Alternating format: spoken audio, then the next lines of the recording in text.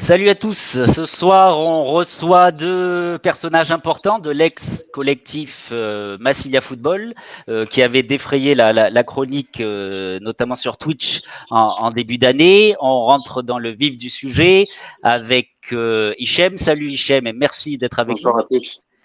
Et C'est un plaisir, Gilles, merci. merci Hichem. Et Gilles aussi qui est avec nous. Ce soir, c'est pas on va pas faire au Gilles de Sportmed, hein, c'est le Gilles de ex Massilia Football Voilà. qui va s'exprimer en même temps que Hichem. Et donc c'est sympa de revenir sur ça. Peut-être une première question à Gilles sur cette aventure Massilia Football, un peu retracer l'aventure, comment aux gens qui le connaîtraient pas. Ouais, ce soir, je remets ma casquette, enfin ma chemise Massilia, et ça fait plaisir de retrouver mon attaquant de l'époque, là, Hichem. Non, Massilia Football, c'était une aventure qui a commencé, bon, elle a commencé bien avant la création du média. Elle a commencé par notre rencontre avec Hichem on va dire l'automne, hiver dernier. Puis ensuite, bon, il y a eu la création de ce média. Moi, j'ai l'habitude de dire que ça a été un road trip médiatique, en fait. Une sorte de blitzkrieg, hein, une guerre éclair comme ça. On est apparu dans le paysage médiatique sans frapper, sans crier gare. On a demandé l'autorisation à personne. Et c'est vrai qu'avec Hichem et Momo, Fianso, Vince, et Robin, et après, sur la fin, Eddie qui était venu nous rejoindre. Et bon, on va pas citer tout le monde, mais Fix aussi qui était venu nous rejoindre, Kevin. Enfin, on avait créé ce média et c'est vrai qu'on s'est bien amusé, on s'est bien éclaté.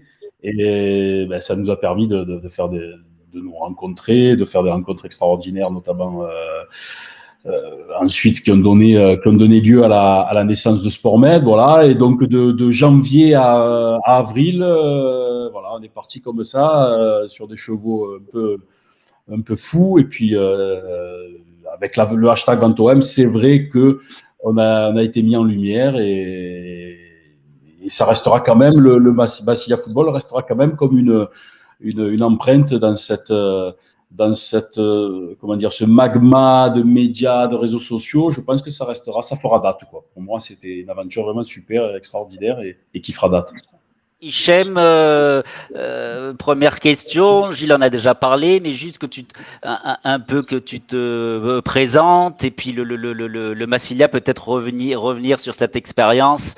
Vous étiez des personnes un peu hétéroclites de différentes professions, différents domaines. Est-ce que toi tu peux te présenter et peut-être un peu présenter cet esprit avant qu'on passe au sujet Ventoem. Comme a dit Gilles, on s'est rencontrés l'année dernière, il y a bientôt un an maintenant. Euh,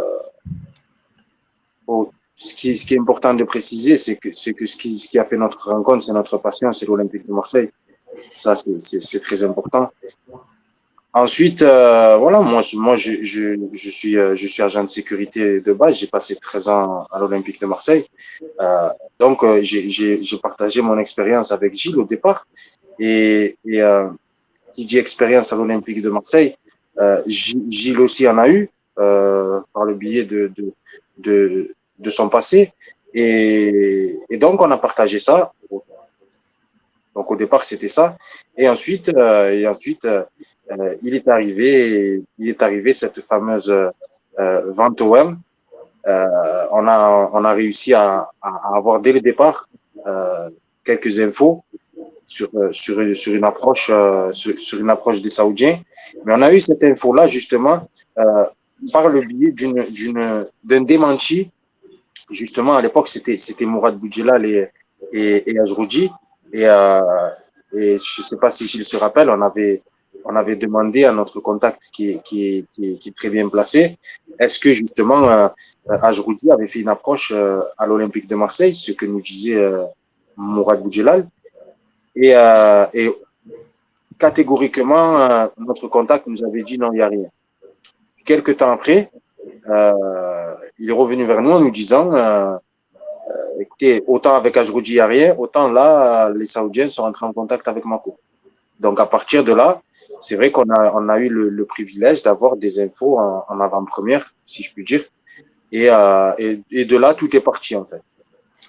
Je vais apporter une précision. C'est vrai que le plus gros des infos est venu de ta source au sein du club. Mais la première alerte, c'était le réseau mairie qui nous l'avait donné. Je ne sais pas si tu te souviens. On avait essayé d'approcher justement la nouvelle mairie fraîchement élue l'année dernière pour mettre en contact Mourad Boudjelal avec la nouvelle municipalité. Et la personne, notre interlocuteur, nous avait dit, mais il n'y a pas de dossier Ajroudi sur la table, quoi. Et par contre, on a un dossier saoudien. Et il nous avait mis un peu la puce à l'oreille, mais on n'y avait pas prêté garde au début, hein, tu te rappelles? Et ça, c'était le mois de septembre, avant qu'on rentre de plein pied dans les informations qu'on a eues par la suite. La première alerte, la petite puce à l'oreille qui a été mise, c'est côté mairie. Et quand ensuite, il y a eu des confirmations côté source interne au club, on s'est dit, tiens, 2 personnes qui se connaissent absolument pas. On s'est dit, tiens, là, il est en train de se passer quelque chose. Et je précise que là, on est entre septembre, octobre et novembre, et que, évidemment, on ne connaît absolument pas Thibaut Vizirian. Je le précise d'emblée, comme ça, il n'y a pas d'ambiguïté. Ni on se parlait, enfin, on le connaissait des réseaux sociaux, parce que, à la limite, il était celui qui démentait avec véhémence l'option Ajroudi, et à juste titre d'ailleurs. Et du coup, à cette époque-là, on ne voyait pas d'un bon œil ces interventions. Hichem, peut-être pour rebondir sur ce que vient de dire Gilles, il y a ces fameuses sources, cette fameuse source, d'après ce que je comprends, au club. Donc, bien sûr, je ne pense pas que tu vas en parler, il y a le secret des sources et autres, mais j'ai envie de te poser la question de confiance. Il y a un rapport de confiance qui s'instaure avec une telle source ou avec d'autres. Quelles ont été les relations et en gros, bon, la question qui peut se poser à tout le monde, c'est que bon, ça peut être un affabulateur ou autre. Toi, concrètement, qui doit l'avoir eu, je pense assez régulièrement, qu'est-ce que tu peux nous en dire de plus sur cette personne et la confiance que tu lui as faite ou voire que tu lui fais toujours, je ne sais pas si vous avez encore des relations. Est-ce que tu peux en dire plus sur Oui, bien sûr, bien sûr. En fait, déjà, cette personne-là, il faut savoir que je la connaissais à l'époque où je travaillais au club. Donc, c'était un collègue de travail, de base. D'un collègue de travail, ça c'est devenu un ami, par le biais de diverses discussions, de services rendus, voilà. On a sympathisé, c'est un très, très brave mec. Et au final, comme je dis, c'est devenu un ami. Je peux entièrement comprendre certaines personnes qui se disent, et ils ont raison, quand une source, elle te donne généralement une info, c'est que derrière, elle attend quelque chose en retour, au minimum. Moi, c'est pas ma source. Je dis source parce qu'on était dans un média et qu'il fallait appeler ça source. Mais c'est vraiment mon ami. C'est vraiment, et Gilles, il peut le confirmer, c'est vraiment un ami. On discute, voilà, c'est vraiment un ami. Donc, je pense pas que mon ami puisse m'envoyer sur des directions un peu farfelues. Quand il me dit c'est A, c'est A. Quand à l'époque, ma courte vient à Marseille et fait un peu de cirque par rapport à la vente du stade, les Saoudiens, ils ont été un peu chaudés par ce qui se passait. Il n'a pas hésité à me le dire. Il m'a dit c'est très dangereux. Là, à ce moment, je pense que la vente va être mise entre parenthèses. Donc, il me l'a dit, c'est que ce soit dans le bon côté ou dans le mauvais côté, ce qui se passait, il nous le disait. Et sans filtre. Donc sur ça, il n'y a aucun problème avec ça. Et c'est vrai, et je souligne, et je précise aussi dans cette optique comment dire, d'être totalement transparent, c'est que parfois, il y avait également des blancs de plusieurs jours, voire parfois une semaine, 10 jours. Ouais. Donc, si ça avait été un fantasme ou une affabulation ou une création inventée de toutes pièces, qu'est-ce qui aurait empêché, alors à ce moment-là, le média Massilia via Hichem et via moi, puisque je réponds, j'anticipe un peu les questions que je vois passer parfois sur les réseaux sociaux ou les interrogations ou voire les accusations qui disent que Massilia a tout inventé de toutes pièces, on serait des mythos, etc. Si ça avait été le cas, on a eu des moments de doute, justement, voire de désespoir. Et dans ce cas-là, si on avait été dans une logique de création, on n'aurait jamais inventé des moments de doute et des moments de silence. C'est ça. Voilà. C'est exactement ça. On aurait toujours donné des biscuits, toujours donné à manger à nos auditeurs, et ce qui n'était pas le cas parce qu'il y avait des semaines où effectivement et parfois il n'y avait rien. Question aussi importante. Vous l'aviez expliqué à l'époque, le recoupement des infos, des sources. Vous avez aussi essayé, c'est ce que moi j'avais clairement compris, de ne pas avoir qu'une seule source, mais je crois que vous essayez notamment tout ce qui est Arabie Saoudite. Vous avez essayé de chercher d'autres sources. Est-ce qu'on peut savoir aussi comment vous avez travaillé dans ce sens et comment vous avez suivi donc l'évolution, et notamment cette réunion à Riyad importante que vous aviez évoquée. Donc il y a cette source, d'après ce que je comprends, importante, mais vous avez eu, et puis après affaire peut-être à Thibaut Vézirian qui a participé à certaines émissions sur la fin. On peut parler quand même de plusieurs sources et de recoupement d'informations à différents endroits. Le voyage à Riyad, c'est pas du tout notre source à l'Olympique de Marseille qui nous l'annonce. Ça vient de Gilles, qui par le biais d'une de ses relations journalistiques, hein, c'est ça, voilà, nous dit, j'ai entendu dire que il y aurait une délégation olympienne invitée à Riyad. Et nous, quelques jours avant, justement, par le biais de notre source à l'Olympique de Marseille, on avait eu vent d'un voyage de Saoudiens à Marseille. Cette fois-ci, invité au Vélodrome pour voir un match de l'OM, etc., etc. Donc, on s'est dit, c'est bizarre. Moi, nous, d'un côté, on a eu les Saoudiens qui venaient à Marseille, mais d'un autre côté, il y a quelque chose qui dit que cette fois-ci, c'est l'Olympique de Marseille qui irait à Riyad. Donc, on a recoupé l'info avec ma source à l'OM, et sa réaction a été magnifique parce qu'il se demandait comment on avait pu avoir cette info. Je crois qu'il recevait le mail le matin même, c'est ça, Gilles, hein? Ouais, c'est ça. Et puis il avait répondu, mais comment vous savez ça? C'est ça. Quelque chose dans ce genre, quoi. Mais vous êtes dans mon bureau, comment vous savez ça? Et en fait, nous, c'était parti. Bon, moi, j'avais eu vent d'une rumeur. Donc, nous, c'était sur le ton de l'interrogation. C'est ça. On avait lui demander confirmation, mais avec un soupçon de certitude pour faire un peu d'intox. Voilà, pour lui signaler qu'on savait. Alors qu'en vérité, bon, l'info, la rumeur dont j'avais eu écho, elle n'était pas confirmée à 100%. Voilà, j'en avais entendu parler par deux canaux différents. D'une part, de la part d'un journaliste saoudien qui avait fait remonter une petite rumeur faisant état donc d'un voyage d'une délégation de l'Olympique de Marseille à Riyad, et d'un autre côté d'une relation côté journaliste qui m'avait dit tiens, il paraît que.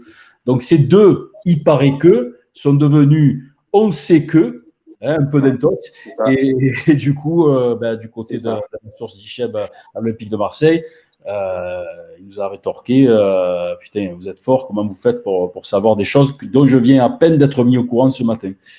Voilà, donc ça confirme encore une fois. Après, on n'est pas obligé de nous croire, hein.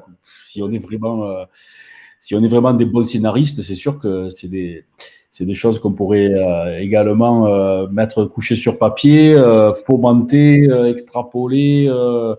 Mais bon, on avait autre chose à faire déjà à cette époque-là.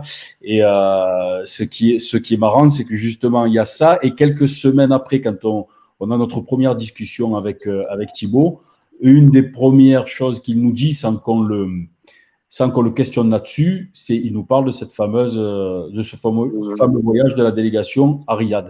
Donc là, on se dit, putain, ça fait quand même 2, 3, 4 personnes différentes qui nous en parlent, avec force détail et avec les mêmes dates. Voilà. Vous avez parlé avec Thibaut de plus en plus.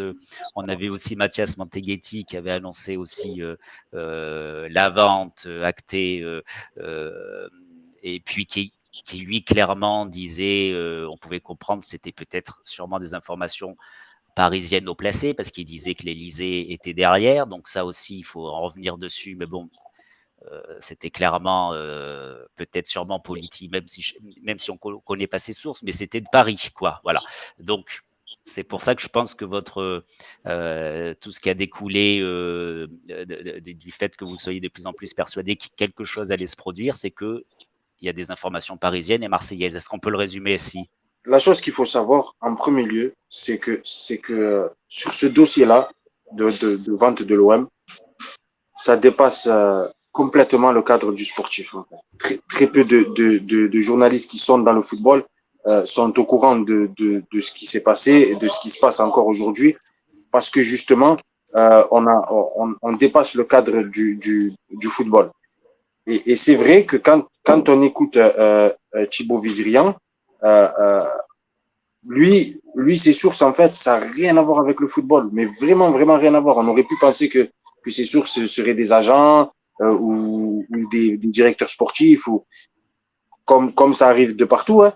Mais non, pas du tout. C'est vraiment politique et haut lieu politique. Donc, ça nous a, nous, très sincèrement, à l'époque, avec Gilles, ça nous a vraiment réconforté même si comme je dis, c'est mon ami, j'ai toujours confiance en lui dans ses dires, mais ça fait toujours du bien de savoir que ce qu'on te dit à droite, se confirme à gauche. C'est toujours rassurant.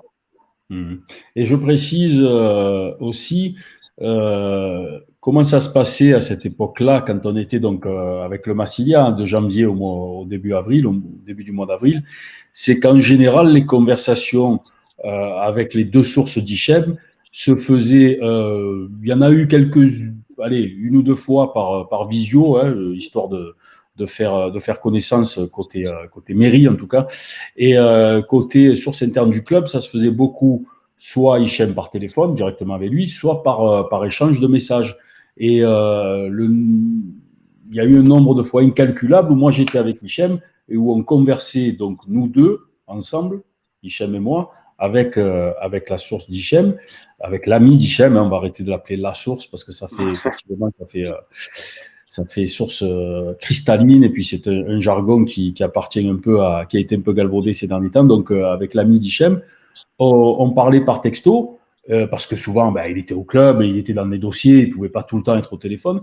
Et il faut savoir qu'il a connaissance de mon existence, et il parlait à Hichem en disant voilà, dis à Gilles, parle à Gilles. Enfin, pourquoi je vous dis ça?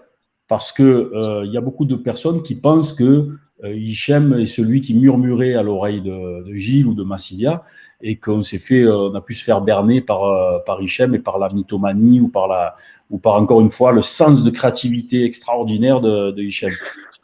Et si c'est le cas, en tout cas, c'était en direct live, quoi. Ça veut dire que j'étais témoin de ces échanges, donc ça veut dire que c'est fortiche. Ça veut dire qu'il y a un personnage en face, et que ce personnage était assez réactif pour répondre à des questions très techniques et imprévues que Hichem n'avait pas préparées, puisque parfois c'était moi qui réagissais, parfois c'était Hichem, parfois c'était moi. Donc ça veut dire que il y avait une préparation. Enfin, là, ça va au-delà de la préparation. C'est l'intelligence artificielle qu'il aurait fallu avoir. C'est ça. Et justement, vas-y. Un truc. Donc ça veut dire qu'il y a deux choses l'une. Soit on pense qu'en fait qu'on est deux mythos, d'accord, qu'on a inventé tout ça, soit la deuxième option, mais après tout, on a le droit de penser qu'on est deux mythos, on ne peut pas empêcher les gens de le penser. Par contre, ce qui me fait un peu plus offense, c'est qu'on puisse imaginer que ma capacité de discernement, à mon âge, et avec un peu d'expérience, elle soit pas assez pointue, assez affinée pour faire la différence entre une grosse arnaque et un gros canular, et une véritable discussion pertinente sur un dossier aussi complexe. Et je voudrais ajouter une précision qui est hautement importante. Il faut savoir que quand moi je recevais les infos, généralement je les recevais brutes. C'est-à-dire que quand mon ami m'envoie des messages, vous savez, moi j'ai pas fait de longues études, et dans ces dossiers-là, souvent il y a des termes assez complexes. Donc quand je recevais l'info, là où je dis que Gilles a été hautement important dans tout ce qui s'est passé, c'est plus loin en fait, c'est plus gros que de l'importance, parce que quand moi je recevais des infos, généralement les infos, dans l'info il y avait une autre info, mais moi ça je le savais pas. Donc Gilles en fait était là pour justement décortiquer l'info, et s'il y avait c'est un exemple, par exemple Gilles il me dit demande-lui ça, je vais lui demander ça, mais je lui demande pas correctement en fait, parce que c'est mes mots, parce que je suis pas journaliste. Donc et quand mon ami me répondait, souvent il répondait à ce que moi je demandais, et généralement c'était pas trop ce que Gilles voulait savoir. Donc Gilles à ce moment-là prenait la responsabilité de poser lui-même les questions, et à ce moment-là on y voyait plus clair. Donc Gilles a été extrêmement important dans le processus de toutes les infos qu'on recevait, et si je le dis, je le répète encore ce soir, et devant lui, il sait que c'est pas parce qu'il est là, mais si aujourd'hui j'avais pas Gilles depuis le départ, je pense que toutes les infos n'auraient pas été aussi claires que ce qu'elles ont été. Voilà. Ouais, merci Chad. Mais c'est vrai que bon, c'était un échange aussi. C'est vrai que je rebondissais parfois, et comment dire, je rebondissais en demandant un peu plus de détails, plus d'éclaircissements, plus de cohérence, ou parfois sur des infos qui étaient livrées brutes et qui pouvaient paraître un peu ou complexes ou opaques, même pour moi, parce que moi j'ai pas non plus une formation de juridique, et les fusions, acquisitions, les ventes, tout ça. Enfin bon, bref, c'était pas non plus mon domaine de prédilection. Mais toujours est-il que quand on reçoit des infos comme ça, et ayant eu la carte de presse quand même pendant une vingtaine d'années, la question que je me posais, c'est est-ce que ces infos-là, une fois qu'elles ont été vérifiées, checkées, précisées, détaillées, etc., et qu'on estimait qu'elles étaient présentables, on va dire, sur certaines de nos émissions, est-ce qu'on aurait dû les garder pour nous? À partir du moment où on avait décidé de monter un média et de se mettre dans la peau de journalistes un peu de réseaux sociaux, honnêtement, nous, on a fait les choses à notre âme et conscience, et puis on s'est dit à chaque fois qu'on a présenté les infos qu'elles étaient dignes, en tout cas, d'être divulguées au grand public. Maintenant, l'avenir dira si elles ont été divulguées, dévoilées trop tôt, si tout ceci ne va pas aller au bout. Bon, voilà, à l'heure d'aujourd'hui, on est dans une autre partie, mais à cette époque-là, en tout cas, entre les amis d'Hichem, parce qu'il faut jamais oublier qu'il y en avait deux aussi, et nos échanges avec notamment Thibaut Vézirian et d'autres personnes, on se disait que quand même, ça faisait beaucoup de faisceaux dirigés dans la même direction pour qu'on puisse penser à un canular. Voilà.